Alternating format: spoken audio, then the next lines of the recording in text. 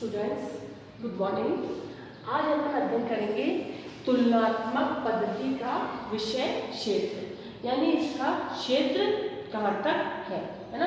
क्षेत्र के आधार पर इसको अपने दो पार्ट में डिवाइडेशन किया है। फर्स्ट तो क्या माना गया है, प्रथम है समष्टि या वैध स्तर पर तुलना। मतलब क्या, जो क्षेत्र अपन लिया वो कैसा है, बहुत ही समष्टि यानी बड़ा, सामूहिक रूप से, यानी जो क्षेत्र क्या है वो बड़ा स्तर पर उसकी स्तरीय तुलना की जा सकती है। दूसरा क्या है, द्वितीय है व्यष्टि या लघु स्तरीय तुलना। ये तुलना का क्षेत्र कैसा है, जहाँ छोटा है, लघु यानी छोटा और वैध यानी बड़ा, यानी समष्टि और स्तरीय मतलब होता है बड़ा, और व्यष्टि के अर्थ क्या हो जाएगा, लघु, जब क्षेत्र सीमा कैसी है, छोटी मानी गई है। ठीक है, उसके अलावा फिर क्षेत्र कौन कौन से होंगे, उद्देश्य, समय, है ना, साधन या अध्ययन की प्रकृति। अब जो अपने पर्टिकुलर विशेषण पर लेते हुए तुलनात्मक पद्धति का प्रयोग कर रहे हैं, उसका उद्देश्य किस प्रकार से है, कौन सा उद्देश्य पर लेके चल रहे हैं, समय सीमा कैसी है, छोटी है या फिर बड़ी है। ठीक, साधन, साधन अपन कौन कौन से उपयोग कर रहे हैं, मतलब विश्लेषणात्मक है, व्याख्यात्मक है, परीक्षणात्मक है, निरीक्षणात्मक, कौन सा अपने साधन इसका उपयोग कर रहे हैं। अध्ययन की प्रकृति,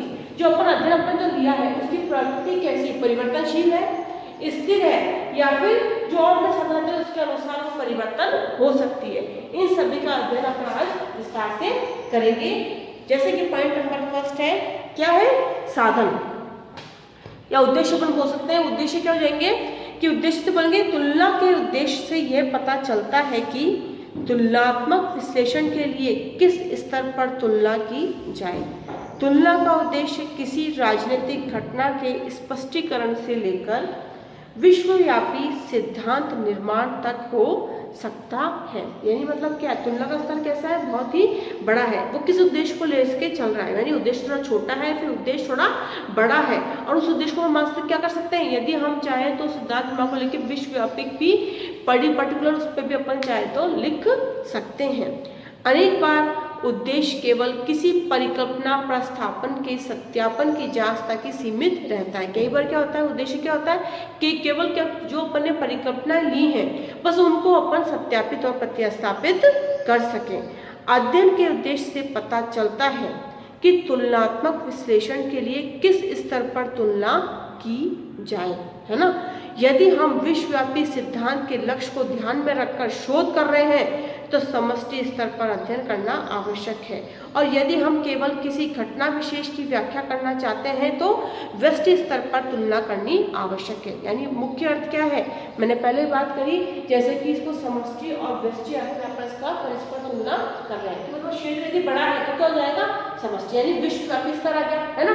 और बात करें वहीं पे अपन व्यष्टि, उद्देश्य यानी अपन किस उद्देश्य को लेकर अपना सिद्धांत निर्माण में शोध परीक्षण अपना कार्य पूरा कर रहे हैं। क्षेत्र यदि दृष्टि मतलब मान लो किसी घटना विशेष को लेते हुए यदि हम अपना शोध कार्य पूरा कर रहे हैं तो क्षेत्र का उद्देश्य क्या हो जाएगा, उसका उद्देश्य छोटा हो जाएगा, है ना। और मान लो यदि विश्व स्तर पर तो क्या हो जाएगा, उसका समष्टि का उद्देश्य को पूर्ण करता हुआ हमें नजर आएगा।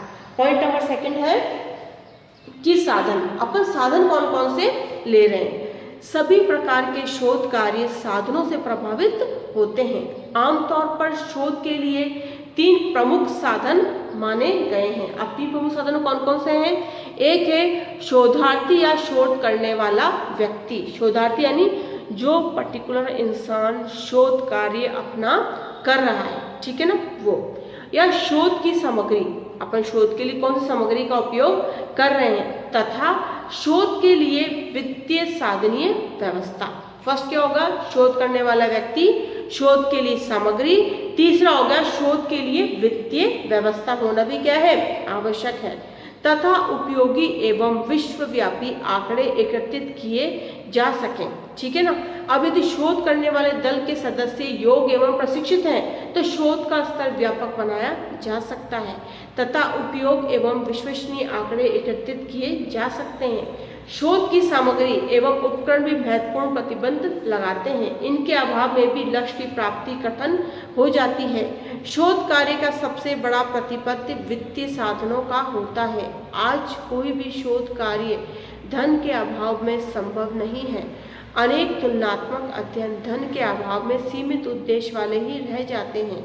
यदि हम ब्राइस जैसे व्यापक स्तर पर शोध कार्य को अपनाना चाहते हैं तो हमें बड़ी संख्या में और बहुत अधिक प्रशिक्षित अध्ययनकर्ता, व्यापक स्तर पर शोध की सामग्री, बहुत बड़े पैमाने पर वित्तीय साधनों की आवश्यकता होती है तथा व्यापक स्तर पर अध्ययन के लिए पर्याप्त समय में कठिन परिश्रम और पूर्ण अध्ययन और धैर्य से परिपूर्ण मंसूबी मानी गई है। मतलब क्या है, यदि हमें इसके समय मतलब वो बोल सकते हैं, जैसे अपन बोलेंगे साधन, कि साधन कौन कौन सी चीज़, प्रथम क्या चाहिए कि शोध यानी शोध कार्य पूर्ण करने वाला वो व्यक्ति चाहिए, ठीक है ना। फिर अपन शोध में कौन कौन से साधन उपयोग कर रहे हैं उनका पता चला, व्यष्टि है कि समष्टि को अपन लेके चल रहे हैं। तीसरा क्या है, कोई भी शोध कार्य पूर्ण करने, धन के अभाव में क्या है, कोई भी शोध कार्य पूर्ण नहीं हो सकते। कोई भी यदि अपन शोध कार्य व्यष्टि स्तर पर, समष्टि स्तर पर पूर्ण करना चाहते हैं, सबसे पहले मूलभूत आवश्यकता क्या है, धन की।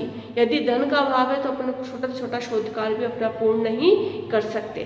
फिर अपन यदि अपने पास धन है, सब चीजें, तो फिर अपन क्या करेंगे कि जो शोध कार्य करने वाला जो बोलते हैं ना एक्सपर्ट, जो स्पेशलाइजेशन, अपन उस व्यक्ति को लेकर के फिर उससे संबंधित जो अपन शोध करो उससे आंकड़े व साक्ष्य जुटा करके फिर अपने शोध कार्य को आगे पूर्ण करने की कोशिश करते हैं।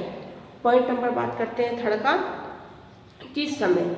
शोध व तुलनात्मक विश्लेषण से समय का ही निर्णायक स्थान होता है। किसी भी अध्ययन को पूर्ण करने के लिए समय उपलब्ध होना भी क्या है, बहुत ही महत्वपूर्ण है।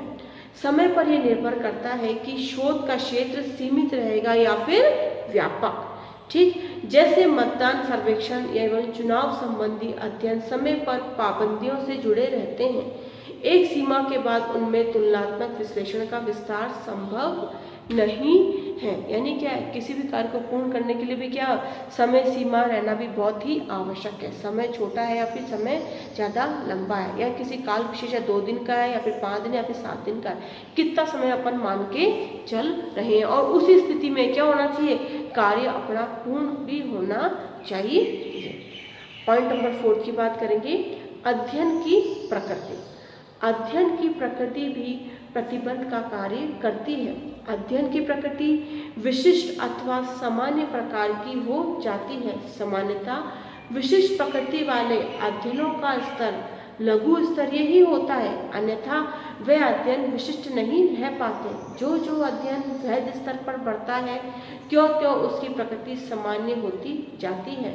इस प्रकार सामान्यतः वैधता के निष्कर्ष लघु स्तरीय अध्ययनों से संभव नहीं हो पाते। इसके लिए वैध स्तर अध्ययन व तुलनाएं बहुत ही जरूरी है। अब यदि बात करते हैं, यदि अपना शोध का जो क्षेत्र है ना, उसमें बोले जब अपन शोध कार्य कर रहे हैं, है ना, तुलनात्मक पद्धति के माध्यम से जब अपने शोध कार्य पर पूर्ण कर रहे हैं तो अध्ययन की प्रकृति यानी जो अपन अध्ययन पर ले रहे हैं, जो शोध कार्य अपन कर रहे हैं उसकी प्रकृति क्या होगी। यदि स्तर छोटा है, छोटे टॉपिक्स को यदि हम कर रहे हैं तो क्या होगा, उसका व्यष्टि वाला रूप हो जाएगा, ठीक है। कि अपन प्रकृति क्या छोटी है, छोटे से लघु उपयोग पर अपन शोध कार्य अपना पूर्ण कर रहे हैं। लेकिन यदि अपन किसी पेज बड़ी बात को लेकर अपने शोध कार्य कर रहे हैं तो उसके लिए क्या आवश्यक है, वो समय ऑटोमेटिक ही शोध कार्य का बढ़ जाता है। और जितने बोलेंगे ना अध्ययन की मतलब कि हो सकता है कि अध्ययन की जो निकल के आता है स्पेसिफाई जो चीज़ है उस पर अध्ययन निर्भर करती है, अध्ययन की प्रकृति। और ज़्यादातर अध्ययन शोध कार्य कैसे पूर्ण होते हैं, जिनको समय 2-3 साल लग जाता है, वो शोध कार्य अधिक अच्छे माने जाते हैं। आज का हमारा टॉपिक यही समाप्त होता है। Thank you students.